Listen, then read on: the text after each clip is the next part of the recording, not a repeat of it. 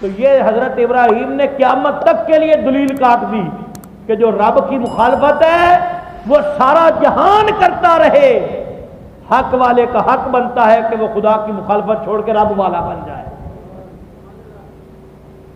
یہ حق ہے کہ ادھر نہ چلو جدھر کو چلے ہوا، بلکہ ادھر چلو جدھر کو کہے خدا، یہ تمہارا حق بنتا ہے۔ تو سیدنا ابراہیم علیہ السلام نے اب سارے علاقے کے اندر مشہور ہو گیا، ہمارے خداؤں کو برا کہیں تو ابراہیم، بتوں کو خدا کہتے تھے نا، کہتے ہمارے خداؤں کو برا کہیں تو ابراہیم، ہماری رسوم و رواج کو برا کہیں تو ابراہیم علیہ السلام، ہمارے میلوں ٹھیلوں کو برا کہیں تو سیدنا ابراہیم علیہ السلام، اور اگر ہمارے خداؤں کی توہین کرے تو سیدنا ابراہیم علیہ السلام۔ الزام مشہور ہو گیا، باتیں مشہور ہو گئی۔ اس وقت کا بادشاہ نمرود، جس کی عمر اور روایتوں کے اندر لکھا ہوا ہے 800 سال تھی، اس تک بات پہنچ گئی۔ اس نے کہا یہ کون پیدا ہو گیا جو میری خدائی کے مقابلے میں کسی کو خدا بنا کے لاتا ہے، جو میری خدائی کے مقابلے میں کسی اور کو خدا مانتا ہے، ذرا اس کو لاؤ تو صحیح۔ اب دوستان گرامی، بادشاہ وقت ہو، اور آج کا دور نہیں تھا کہ میڈیا کا دور ہو، سوشل میڈیا کا دور ہو، تصویر بن کے 2-4 منٹ کے اندر پوری دنیا کے اندر چلی جائے، نہیں، وہ دور تھا جب بادشاہ اپنے آپ کو حاکم مانتے تھے، اور ایسا حاکم مانتے تھے کہ مجلس میں سے اگر 1000 بندے کو چاہیں تو موقع پہ موت کی گھاٹ اتار دیں، اور اگر کسی کو چاہیں تو کروڑوں کے خزانے سے نواز دیں، ان کو کوئی پوچھنے والا نہیں ہوتا۔ پوری سلطنت ان کی غلام ہوتی تھی، ہر بندہ ان کا غلام ہوتا تھا۔ اس نے کہا یہ کون پیدا ہو گیا ہمارے خداؤں کو برا کہنے والا، ہمارے خداؤں کی توہین کرنے والا، ذرا اس کو بلاؤ تو صحیح۔ یہ پہلا چیلنج اور پہلا مناظرہ۔ کیا حضرت ابراہیم علیہ السلام اسلحہ لے کے گئے تھے؟ کیا ان کے ساتھ فوج تھی؟ کیا ان کے ساتھ جو ہے وہ لشکر تھا کہ جس کی بنیاد پر وہ جا کے نمرود کے سامنے کھڑے ہو کے بات کرتے؟ کیا ان کو یہ پتہ نہیں تھا کہ یہ میری گردن بھی اتار سکتا ہے؟ لیکن صرف ایک ہی ذات پہ بھروسہ تھا، اور وہ اپنے پیدا کرنے والے رب پہ بھروسہ تھا۔ اور سیدنا ابراہیم علیہ السلام کی توحید کو دیکھ، کیا ہمارے پاس اس توحید کے اور اس یقین کے سمندر میں سے ایک قطرہ بھی موجود ہے کہ ہم اپنے رب پہ اتنا کامل یقین رکھتے ہوں، ہم اپنے مالک پہ اتنا یقین رکھتے ہوں؟ اس نے کہا اس کو آگ میں ڈال دو۔ آپ نے فرمایا ڈال دو۔ اب منادی کرا دی گئی کہ یہ جو توحید کا علمبردار ہے اس کو آگ میں ڈالا جائے گا، اس کو آگ میں ڈالو۔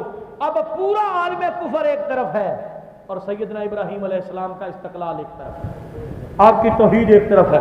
آپ کو پتہ کیا کیا گیا؟ ایک بچے سے لے کے بڑھیا تک لکڑیاں اکٹھی کی گئی، لکڑیوں کے ڈھیر لگا دیے گئے، جنگل سے چن چن کے، کسی نے خرید کے، کسی نے کاٹ کے کہ اس کو آگ میں ڈالنا ہے۔ اب دیکھیے، ہمارے کان کا کام ہے سننا، ہماری آنکھ کا کام ہے دیکھنا۔ میرا رب چاہے تو کان کو کہے کہ دیکھ اور آنکھ کو کہے سن۔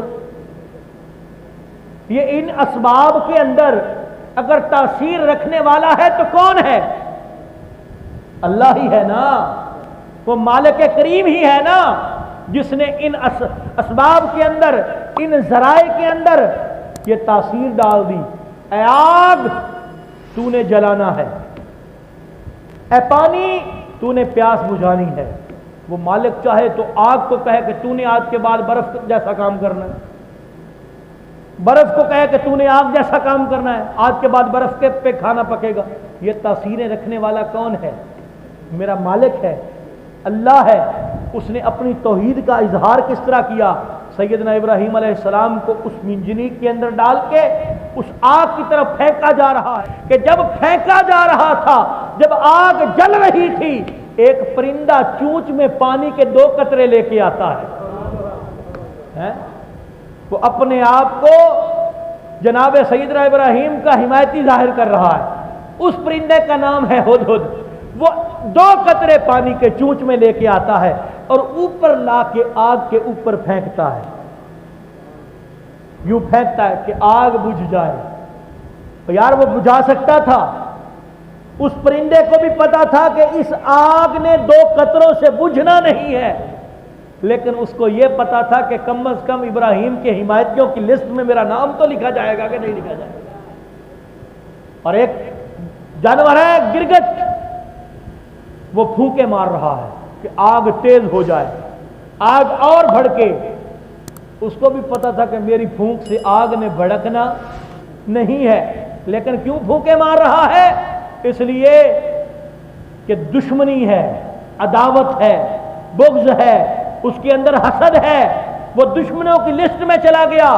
اب دونوں پرندوں کی حالت بیان کی گئی، فرمایا ایک کو اللہ نے انعام یہ دیا کہ حضرت سلیمان علیہ السلام کا وزیر اور مشیر بنا دیا، اور دوسرے کے لیے سزا یہ رکھی کہ جو اس کو ایک ضرب میں مارے گا اللہ 2 قرات کا ثواب عطا فرمائے گا۔ تو آج تک علماء منبروں پہ بیان کرتے آ رہے ہیں، اے مسلمانوں یہ ہم بھی جانتے ہیں کہ ایک بندے کی کوشش سے نظام نہیں بدلتا، لیکن ہم یہ ضرور جانتے ہیں کہ جو نظام کی خاطر کوشش کرتے ہیں وہ خدا کے نظام والوں میں اپنا نام ضرور لکھوا لیتے ہیں۔ یہ لمحہ فکریہ ہے۔ تو حضرت ابراہیم علیہ السلام کو آگ میں پھینکا گیا۔ اب یہ توحید باری تعالیٰ کا ایک اور جلوہ نظر آ رہا ہے یہاں۔ ادھر کائنات کے اندر یہ سلسلہ پیش آ رہا ہے، ادھر عالم بالا میں ملائک میں ہلچل مچی ہوئی، مولا بچا لے، یہ کون جانے یہ کون جانے کہ عاشق اور معشوق کی بات کا اثر کیا ہوتا، ان کے راز و نیاز کیا ہوتے ہیں۔ اور یہاں پہ اقبال نے کتنا ہی خوبصورت لکھا ہے، آپ سبحان اللہ کہے تو سنا دیتا ہوں۔ اقبال لکھا ہے صدقے خلیل بھی ہے عشق اور صبر حسین بھی ہے عشق، صدقے خلیل بھی ہے عشق اور صبر حسین بھی ہے عشق، مارکائے وجود میں بدر و حنین بھی ہے۔ ادھر جناب ابراہیم علیہ السلام آگ میں جا رہے ہیں، ادھر عالم بالا میں ملائک میں ہلچل ہے۔ سیدنا جبرائیل علیہ السلام عرض کرتے ہیں مولا بچا لے، مولا بچا لے۔ رب کی طرف سے اعلان ہوتا ہے اے جبرائیل تو بچانا چاہتا ہے تو جا اپنی خدمت پیش کر لے۔ حضرت جبرائیل کی پرواز سدرۃ المنتہا سے زمین کی طرف ہوتی ہے، آ کے کہتے ہیں خلیل اللہ ساڈے لائق کوئی ہمارے لائق خدمت، آپ حکم کریں، اللہ نے بھیجا ہے، آپ حکم کریں اپنے پر بچھا دوں، آپ حکم کریں یہ آگ بجھا دوں، آپ حکم کریں یہ کائنات پلٹا دوں۔ اے ابراہیم یہ آپ کے حکم کے اوپر ہے، آپ جیسا کہیں گے میں ویسا کر دوں گا۔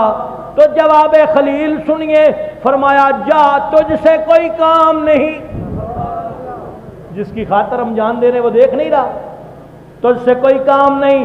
تو حضرت جبرائیل نے ہاتھ جوڑ کے زبان حال سے عرض کیا اے خلیل اللہ علیہ السلام اگر ہم سے کوئی کام نہیں تو پھر اس سے کہہ لے جس سے کام ہے۔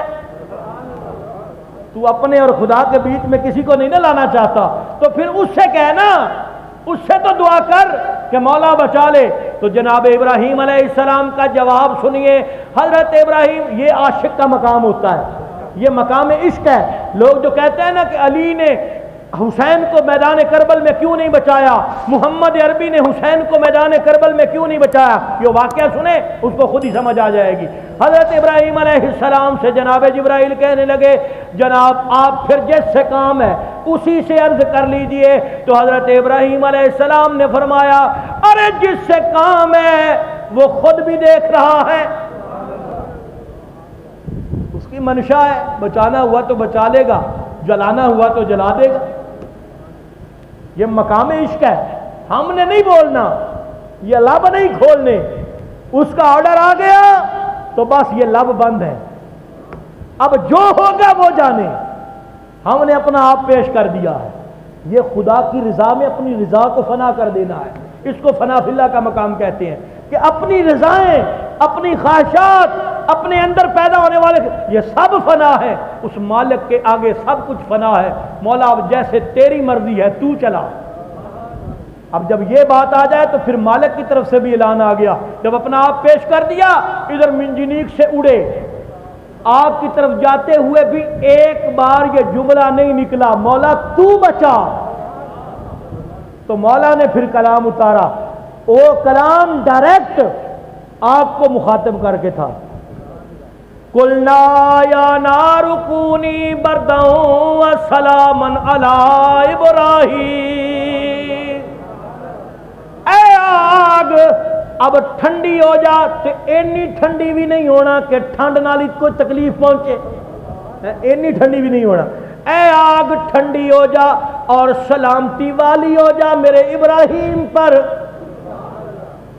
یہ آگ کو آرڈر آیا اور آگ نے اپنا آپ، اپنی تاثیر، یہ قانون فطرت ہے، آگ کا کام ہے جلانا، میں نے پہلے جملہ کہا تھا آگ کا کام ہے جلانا، لیکن اس میں جلانے کی تاثیر رکھنے والا کوئی اور ہے۔ آج تاثیروں کے اور اسباب کے چنگل میں پھنس گیا مسلمان، اوے یہ دیکھ اس چیز میں تاثیر رکھی کس نے ہے، یہ دیکھ اس اسباب میں تاثیر رکھنے والا کون ہے، وہ چاہے تو تاثیروں کو بدل دے، وہ چاہے تو اسباب کو بدل دے۔ اس نے کہا آگ ٹھنڈی اور سلامتی والی ہو جا، آگ دی کی مجال کہ مالک نے سامنے پھر نہ مننے، آگ ٹھنڈی بھی ہوئی، سلامتی والی بھی ہوئی، اس نے جلایا بھی نہیں، اور سیدنا ابراہیم علیہ السلام صحیح سلامت نکل کے پھر کہتے ہیں مولا الحمدللہ۔